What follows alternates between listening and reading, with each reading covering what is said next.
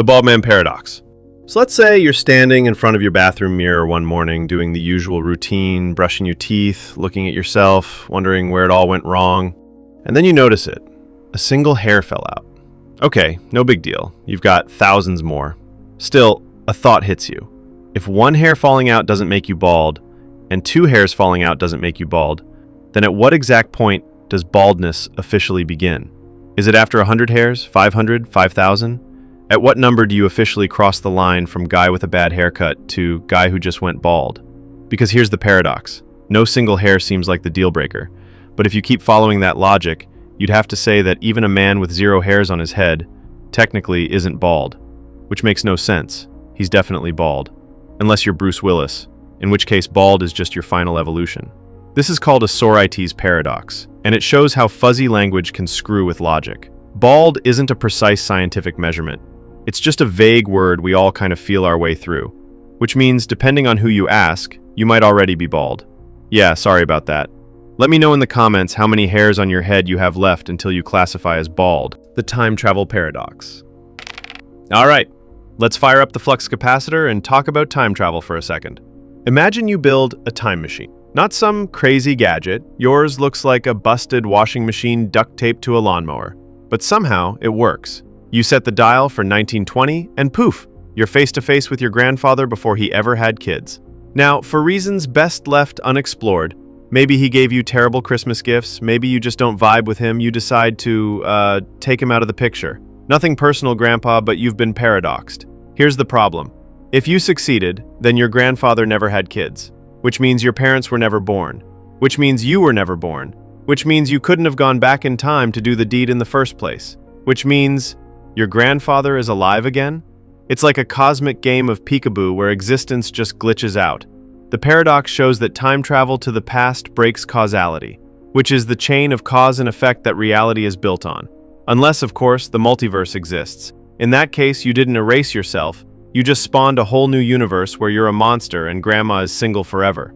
Either way, if you're planning on traveling back in time, maybe just shake your grandfather's hand and thank him for surviving the Great Depression. Don't, erase your own family tree. The Barber Paradox. Picture this. You roll into a tiny, one-road town in the middle of nowhere. Population? Probably like 43 people and a few wild animals. And in this town, there's exactly one barber. He's not just a barber. He's the barber. He cuts every man's hair, trims every beard, and shaves every face. But here's the deal. This barber has one very strict rule. He shaves all the men who do not shave themselves, and only those men. So if you're too lazy to shave, no problem, he'll do it for you. If you're the kind of guy who gets up at 5 a.m. and shaves himself clean, cool, you don't need him. Simple, right? Except who shaves the barber? If the barber shaves himself, then according to his rule, he shouldn't be shaving himself, because he only shaves men who don't shave themselves. But if he doesn't shave himself, then he falls into the group of men who must be shaved by the barber, which awkwardly is also him. No matter what he does, the rule breaks down.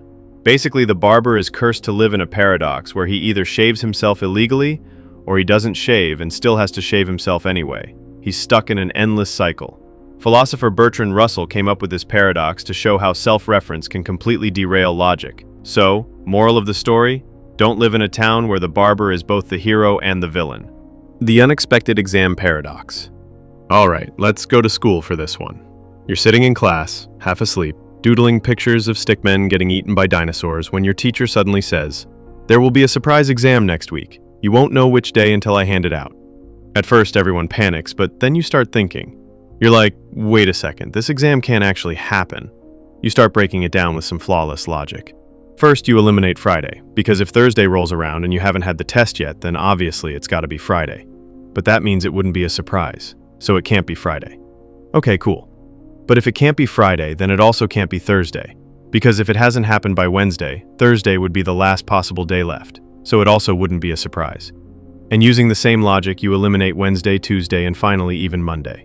You smugly sit back like some kind of wish Sherlock Holmes and announce to your classmates, there will be no exam at all. Fast forward to Tuesday. You walk into class without your backpack, without a pencil, just vibes. And then, damn, the teacher slams a test down on your desk. You're caught completely off guard. Congratulations, you just failed the world's easiest paradox. This is the unexpected exam paradox, and it's basically a logic trap. If you try to outsmart the surprise, you reason yourself into believing the exam is impossible, but the very fact that you don't expect it anymore makes it possible again. Sometimes overthinking just cooks you. The liar's paradox. Imagine you're at a party, and for some reason, instead of talking to normal people, you decide to corner everyone with logic puzzles. You stand up on a chair, raise your red solo cup like a king, and announce, "I am lying right now." At first, people just stare at you. Then the headache sets in. Because if the statement, "I am lying," is true, then you're lying, which means the statement isn't true. But if it's false, then you're telling the truth, which means it's true again. You're stuck in a perfect loop of brain static where the words cancel themselves out, and everyone at the party suddenly regrets inviting you. This is the liar's paradox, and it's one of the oldest logic breakers in history. It goes all the way back to ancient Greece, where a philosopher named Epimenides, who, fun fact, was himself a Cretan, declared, "All Cretans are liars," which immediately raises the question. If he's telling the truth, then he must be lying. But if he's lying, then some Cretans must be telling the truth. And if you're not lost yet, congratulations, you're lying to yourself. So if you're ever tempted to bust this one out at a party, just remember, it doesn't make you look like a genius. It just makes everyone else quietly move away from you. The Indescribable Paradox. The word indescribable was created so that nothing can be truly indescribable. Think about that one for a moment.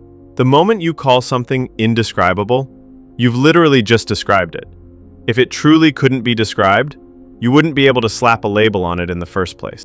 So either the thing isn't actually indescribable, or the word itself is lying. The Monty Paradox. Alright, let's play a game. You're on a cheesy 70s game show, standing under hot studio lights while wearing a suit. The host, Monty Hall, greets you with a big smile and points to 3 doors. Behind one door, a brand new car. Behind the other 2, goats. You pick a door, let's say door number 1. Monty, who knows what's behind all of them, opens another door, say door number 3, and reveals a goat.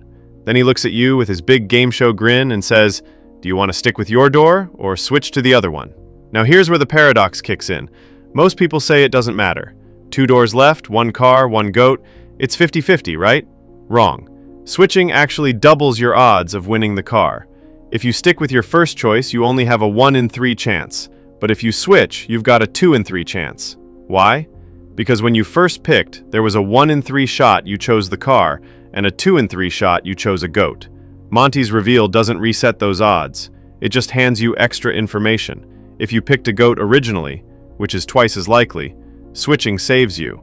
If you pick the car, switching loses it. The math says switching wins in the long run.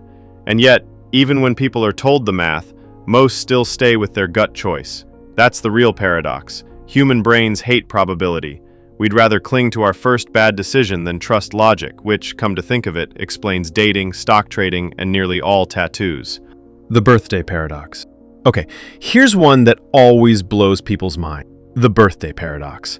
You're in a room with 23 people. Pretty small, right? That's not even a full classroom. But get this.